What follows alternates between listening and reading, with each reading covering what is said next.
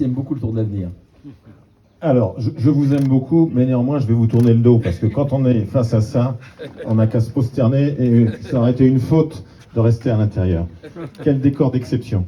Philippe, tu évoquais tout à l'heure les champions qui ont pu gagner ou briller dans le Tour de l'Avenir. Ces dernières années, il y a eu un regain grâce aux champions, mais aussi grâce à ton équipe d'organisation. Le Tour de l'Avenir, c'est le début des années 60, Jacques Marchand, journaliste à l'équipe, et dès 1964, le grand champion italien Felice Gimondi s'impose, et l'année suivante, il va gagner le Tour de France, devant Raymond Poulidor, évidemment. Mais on a retrouvé ces dernières années des champions qui brillent quasiment aussitôt sur le Tour de France, et c'est quelque chose de fort. Merci infiniment à tous les élus qui sont là, il y a beaucoup de visages amis d'être candidats pour le Tour. Évidemment qu'on est heureux, on a 300 candidatures. Il y a un monsieur qu'on n'a pas cité là-bas, c'est petit frère, c'est Bernard Gouraud, qui est un monsieur qui a joué un rôle essentiel dans le cyclisme. Et en effet, vous pouvez l'applaudir. Merci d'être candidat aussi pour d'autres épreuves que le Tour de France. Évidemment, le Tour de l'Avenir dans ses versions masculines et désormais féminines. Le Critérium du Dauphiné, Paris-Nice, qui passe régulièrement dans l'Indre, chez toi, cher Marc. C'est capital. Le vélo sur route, il n'a pas besoin d'infrastructures, en dehors des routes remarquables, parfois refaites en accélérateur de travaux, pour le passage des coureurs du Tour, mais qui serviront évidemment à tous les gens.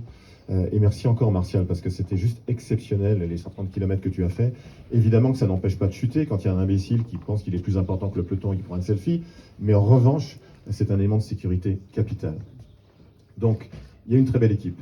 Il y a de très bons élus, il y a les services de l'État, il y a un lien de confiance total entre l'Union cycliste internationale, la Fédération française de cyclisme et Amaury Sport Organisation, et c'est absolument capital. Vous dire aussi que... mais viens Philippe, rapproche-toi de moi s'il te plaît, et Pierre-Yves aussi. Vous dire que hier... Non, juste à côté de moi, et Pierre-Yves aussi. Hier, Martial l'évoquait, donc les audiences ont été encore plus fortes qu'à l'ordinaire.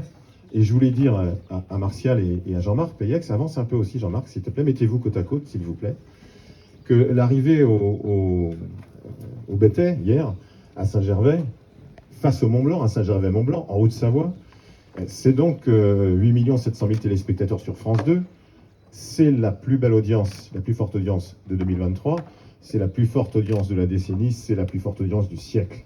À une époque où il y avait 6 chaînes, il y en a 30. Donc ça, c'est grâce au Tour, aux champions du Tour. Je disais hier à Bernard Hinault, il est où Bernard? Il a disparu, il fait une interview, et il est là. Je disais à Bernard que, et Bernard a toujours dit la même chose, le Tour est plus fort que les champions. Et pourquoi? Parce que ce sont des champions comme Bernard Hinault qui ont façonné sa légende, qui l'ont créé. Génération après génération, ils font que le Tour est encore plus grand. Mais c'est d'abord grâce à eux, simplement il faut bien savoir que, quelque champion que ce soit, fût-il le plus grand, eh bien il met sa pierre à l'édifice. Et puis la dernière chose, et c'est pour ça que j'ai demandé à Philippe de se mettre à côté de moi, c'est que je vous avoue ma perplexité.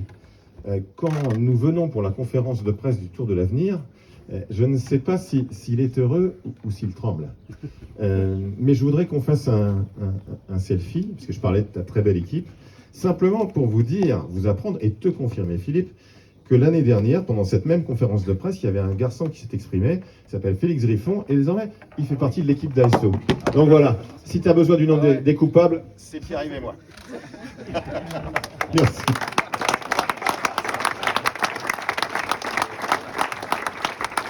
Merci.